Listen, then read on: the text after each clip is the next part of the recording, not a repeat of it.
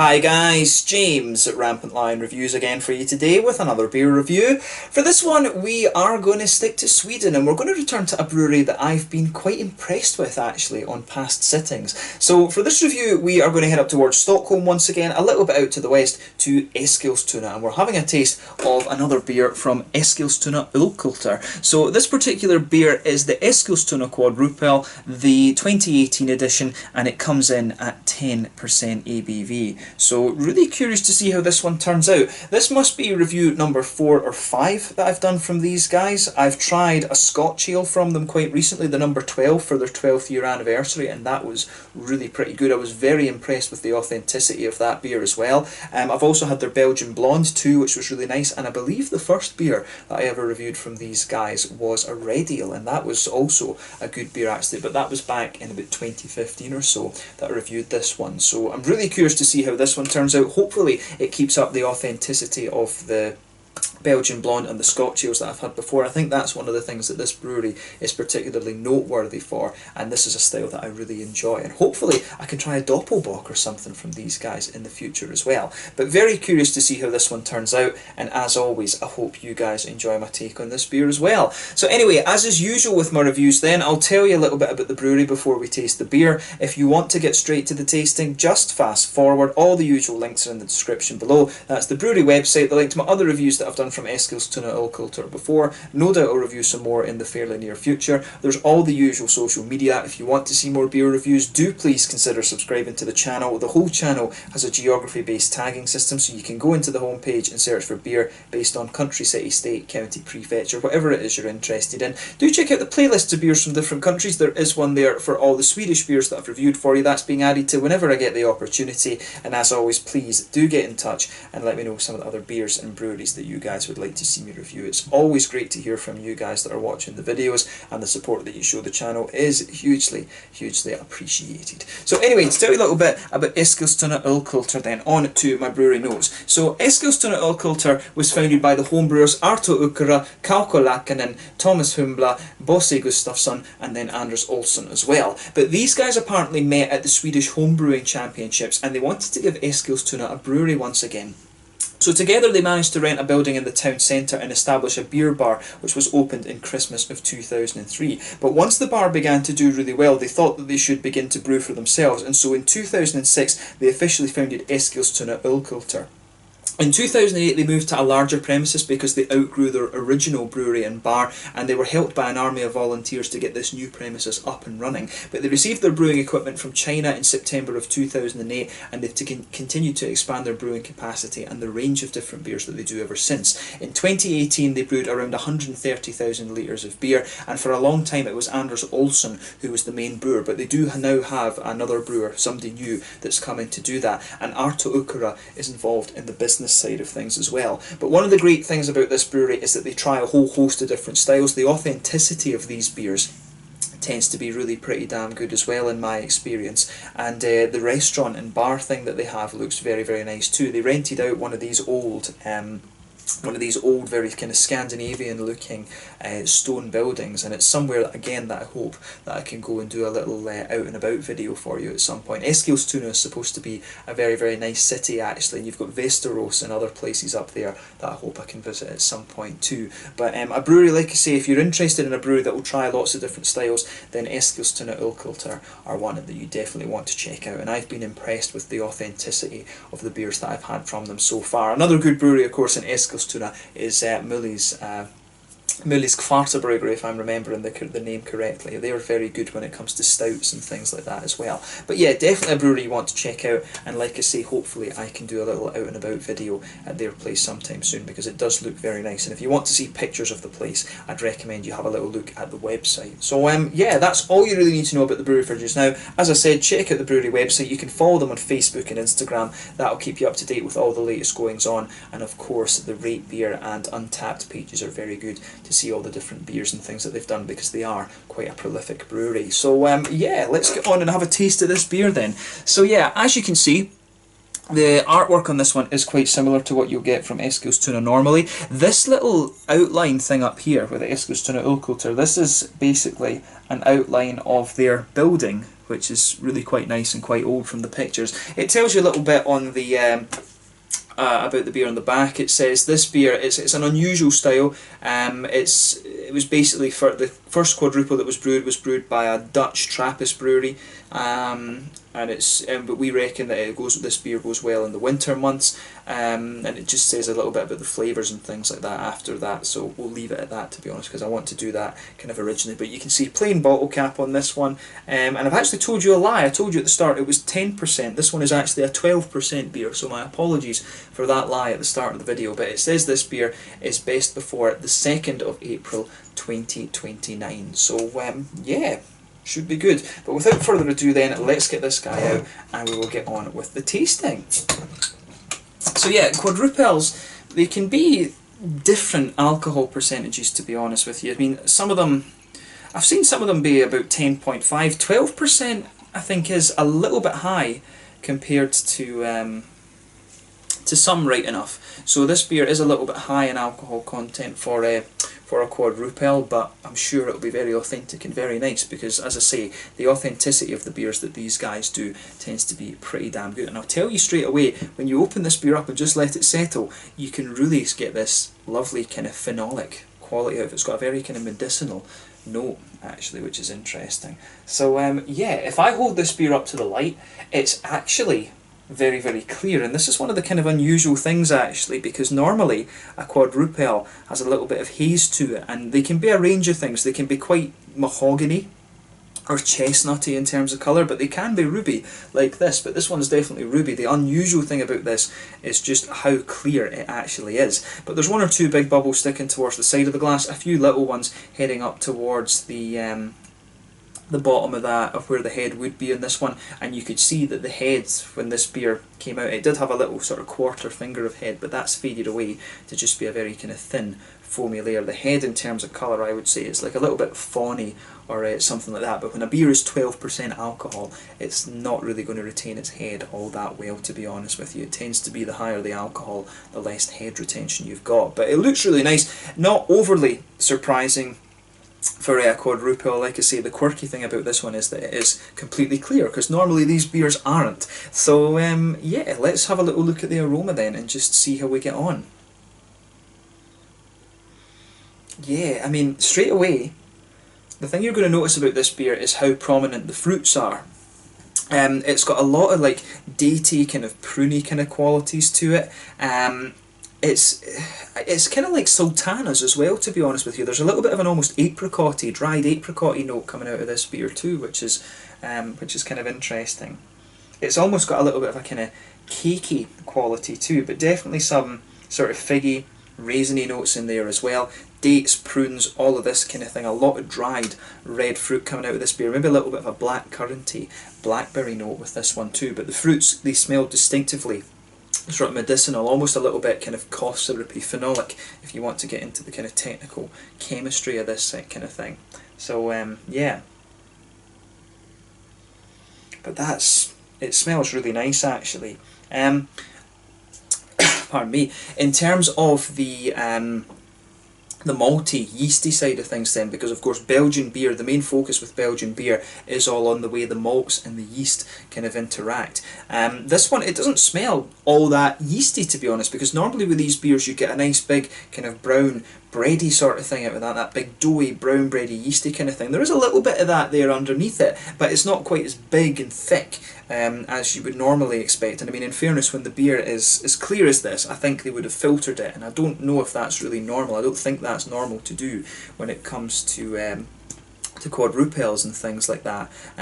So an interesting point about this beer actually, but there is a good little bit of that brown bready note in there. There's some woody kind of nutty undertones in there as well, but those are quite, you know, minimal, to be honest. Yeah, it does have a bit of a woody, nutty kind of thing. The nut, I would say, the nutty qualities are a little bit more prominent than the woody notes. But a good bit of brown sugar. It's not really toasted or anything like that. It is quite sweet and slightly caramelised. But yeah, it kind of has, this beer, it really has everything you would expect from this style, to be honest. You do get a bit of the yeasty notes, and the more you smell of it, the more the yeasty notes actually start to come out. But I do think it's not quite as big, if you like. The yeasty notes in this beer are not quite as big as you'll get from some of the, for example, Dutch and Belgian examples of this style. I believe the first one that was ever produced was the La Trappe from Brouwerij de Koningshoven. I think that's the one they're talking about on the bottle here, as it being the first ever quadrupel. But it comes across really nicely. It has kind of everything you would expect from the aroma of a quadrupel. It just comes out in a slightly different way. The main quirk to this one, as I say, it is clear, and the yeasty notes aren't quite as prominent as you might get in other examples of this style. So yeah, let's just have a taste of this then and see how we get on. So this one is the Eskilstuna Quadrupel 2018 edition, coming in at 12% ABV from Eskilstuna Ölkultur in Eskilstuna, just out to the west of Stockholm. Let's get stuck in. Slange, skål.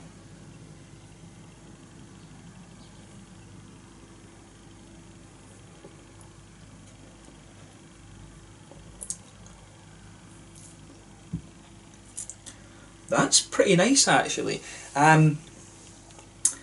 It does feel a little bit more boozy than some of the other ones, and again, I think what they've maybe done here is they filtered this beer, and that makes it feel a little bit more boozy. But in terms of its flavour profile, it kind of has everything that you would expect, actually. And again, I'm impressed with the level of the authenticity in this beer. And I mean, that's one of the great things about this brewery. Quite often, a lot of breweries will mess around and well, not mess around, they'll experiment quite a lot and play around with recipes to try and perfect them. But these guys, they seem to be able to do quite a good variety of different styles. Normally breweries will stick to German style beer or IPAs or whatever, but these guys try their hand at a good few things, and it always seems to go pretty well for them. I mean, the Scotch ale that I had I was really impressed with that, because that's a difficult style to get right, and of course, being Scottish, I'm quite picky with those.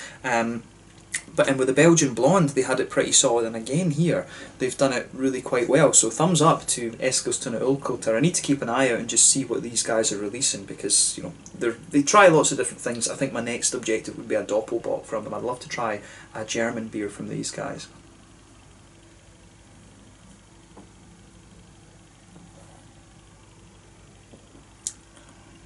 But yeah, that's nice. It has all the flavours you'd expect. They just come out in slightly different ways.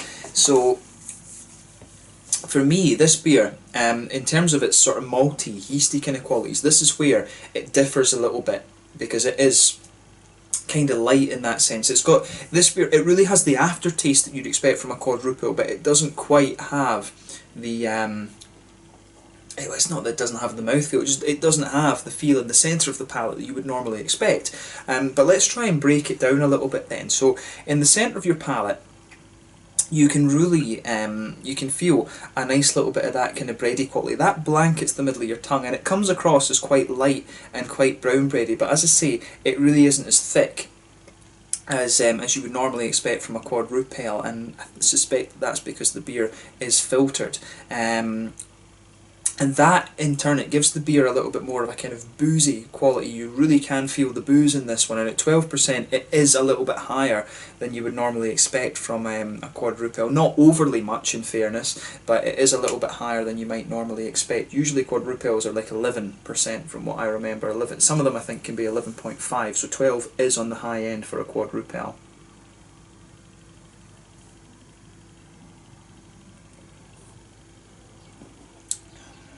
But yeah, overall I would say I do quite like how this beer goes together.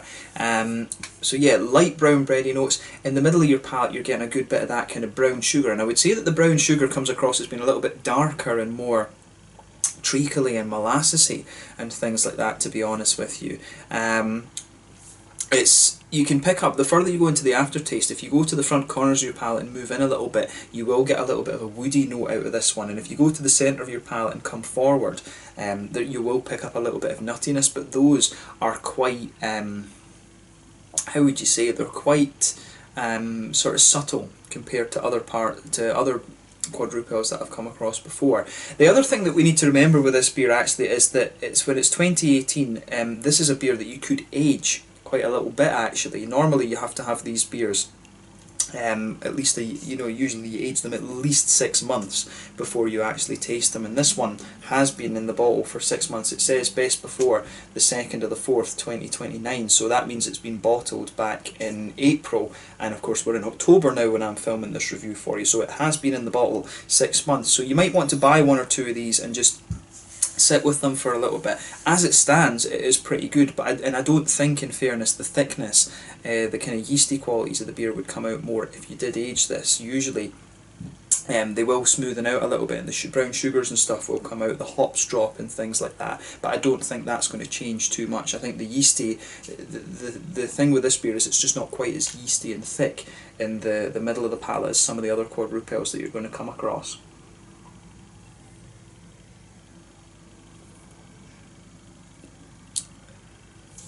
So yeah, I do like that though. The more you drink of this beer, you will find that your palate, it kind of opens up a little bit to it. The brown sugars become that little bit sweeter. The brown sugary notes in this beer, as I say, they come out in the very centre of your palate, and it's actually a little bit more kind of treacly and molasses-like than it comes across in the aroma. I was expecting this one would be quite sweet, but it's actually quite a I thought it would be more of a kind of sweeter caramel, but it's actually quite a dark kind of treacly quality that comes out in the middle of the palate as well. And as you move further out from that sort of that blob of treacle in the middle of your tongue, as you move further out, you start to get a little bit more of a kind of biscuity flavour out of this one, which is interesting. In the back corners of the palate, on the hoppy side of things, you can pick up a little touch of earthiness there. If this beer's been bottled after kind of 6 months, so most of the hoppy qualities will have dropped. And the thing I've always said about Belgian hops, I guess they would use Belgian hops in this one, they're always a little bit, they're kind of somewhere in the middle of German hops and English hops. So it has a little bit of the earthiness that you'd expect of the English hops, but not quite as pronounced. Also a little bit of the herbal quality, but then you get the lighter floral and grassy notes that you would expect of German noble hops. So you get a little bit of that earthiness in the back corners of the palate, then it becomes a little bit herbal, and that goes well with the sort of phenolic medicinal qualities that you're getting from the fruity side of the beer.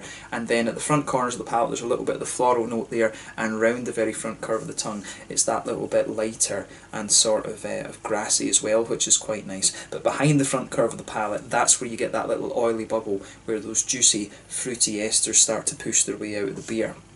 And this is where this beer really kind of starts to show its complexity, actually.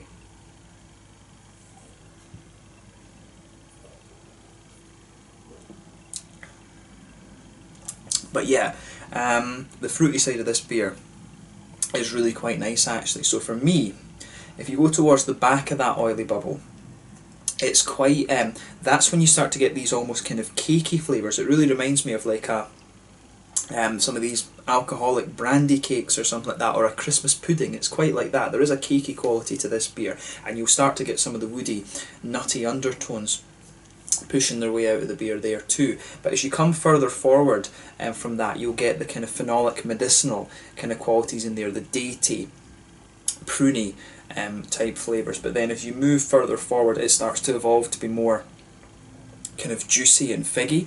I don't know, in the beginning, when you take the beer in, there is a little bit of a raisiny kind of plummy sharpness to it, but that comes in with a bit of sharpness, and it just kind of fades away gradually actually.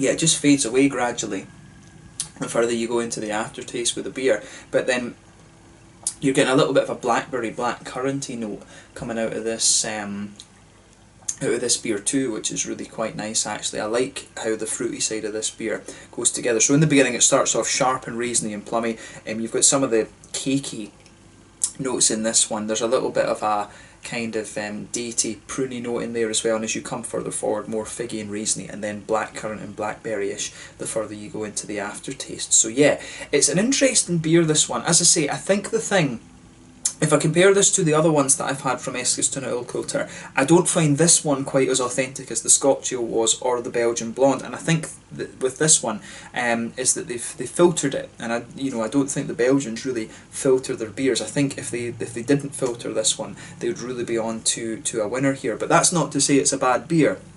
I just think that's one of the things that's maybe kind of, this one isn't quite as authentic as the other ones that I've had actually, but it's still a pretty damn solid beer. And a few of the things I guess we need to comment on with it as well would be the mouthfeel, because one of the things you'll always find with the Swedish beers, and I'm sure I said it about the Belgian Blonde too, the quality of the water you've got up in this area in Sweden is very good, and it makes the beer feel really clean, and it gives you a slightly lighter mouthfeel than you would get from the Belgian and Dutch brewed versions of this style. So that's another interesting point to make about it as well. So in terms of the mouthfeel then, I would say that this beer is it?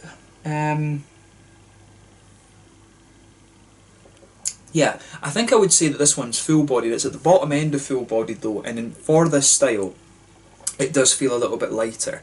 In terms of the carbonation, it's pretty smooth.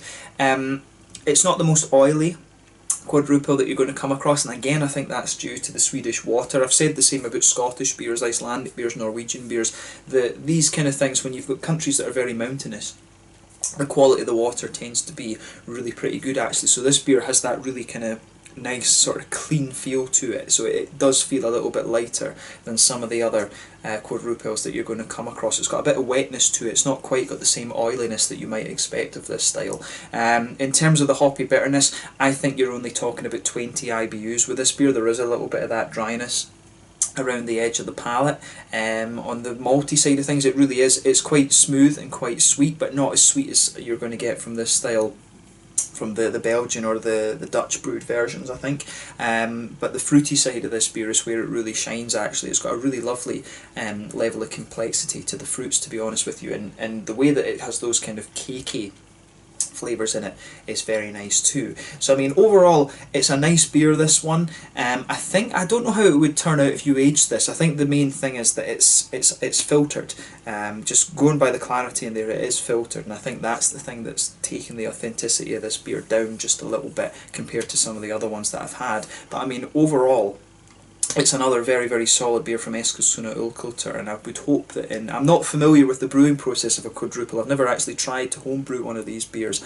Brewing the high alcohol ones is quite difficult. The other thing we should say about this beer though is that it is quite boozy. You definitely get a good bit of alcohol warmth down here, and I guess if it had a little bit of a thicker malty, yeasty kind of quality to it, that would help cover the booze a little bit, because you can feel the booziness in this beer. That might dissipate a little bit as you age it, in fairness, but overall it's a nice beer.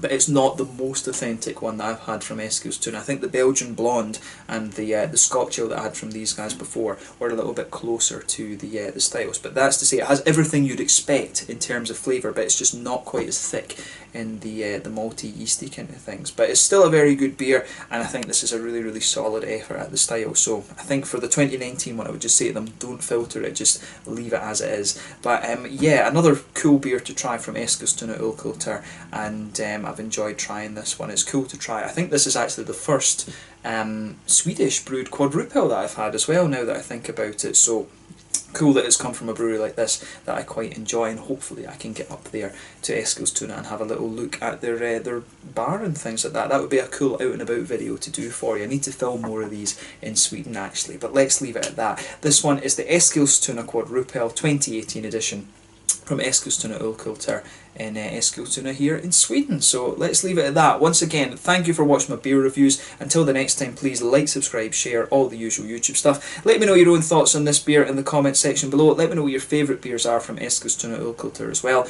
I'm sure I'll return to these guys at some point in the near future. I'm going to keep an eye out just for the different beers that these guys are releasing, but I hope you've enjoyed this one, and I'm sure we'll do more from these guys at some point soon. Until the next time, it's Landon just now, and I'll catch you guys soon. Make sure you check out this brewery, make sure you check out my social media, and I'll catch you guys later. Slangen, skull, cheers.